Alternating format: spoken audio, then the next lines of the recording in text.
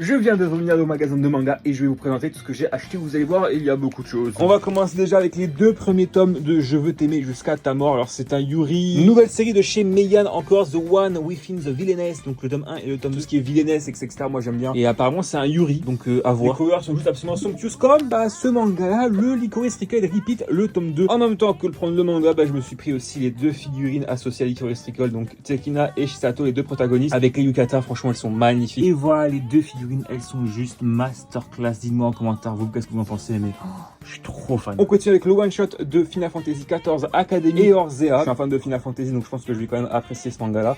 Donc à voir ce que ça va donner. Le quatrième tome du Yuri. Ici, on a toujours une raison de sourire. J'avais adoré le premier tome. Donc je vais automatiquement adorer celui-ci. Pour Bloom, le premier tome, alors il y aura... L'anime va sortir cette année, je crois, de mémoire, mais je voulais commencer aussi en manga pour voir un petit peu ce que ça donne. Parce que ça m'intriguait énormément. Le deuxième tome de Back from Isekai. Je pense qu'avec ce tome-là, on va enfin rentrer dans l'action et on saura plus un petit peu de cet univers-là et de ce qui se passe. Je suis tombé amoureux du manga et je devais obligatoirement prendre son spin-off, c'est Kaijun Number 8 Side B, qui est du coup un spin-off avec ce protagoniste-là qu'on va suivre du coup à son époque-là. Celui-là, je vais le dévorer, moi je vous préviens. Kidden Gather Wars, le tome 6, la fin du tome 5 m'avait complètement intrigué, donc je devais prendre obligatoirement le tome 6. Sakamoto Days avec l'anime qui est sorti récemment, je dois continuer en manga, donc j'ai le tome 16 en français, voilà, juste là. J'ai hâte de voir ce que ça donne, et aussi le tome 1 en japonais. Et vous allez me dire, mais pourquoi t'as pris le tome 1 en japonais? C'est un peu une source de motivation pour apprendre le japonais. Parce qu'avoir un objectif net et précis dans l'apprentissage d'une langue, c'est très utile et c'est vraiment très recommandé. Donc c'est pour ça que j'ai pris ce petit tome 1, comme ça je pourrais le lire. Et je voulais commencer One Piece, donc j'ai pris les 3 premiers tomes de One Piece. J'ai juste hâte, c'est de les commencer quoi en fait. Alors pourquoi avoir pris le manga au lieu de regarder l'anime? Parce que j'ai la flemme de regarder One Piece, très clairement. J'ai déjà commencé, j'ai essayé. Je me suis arrêté au bout du 150e épisode, du coup c'est pour ça qu'avec le manga, que ça je recommence de zéro, net et tranquille. Si vous voulez plus d'informations sur les mangas que j'ai achetés, c'est pas aller sur ma chaîne YouTube,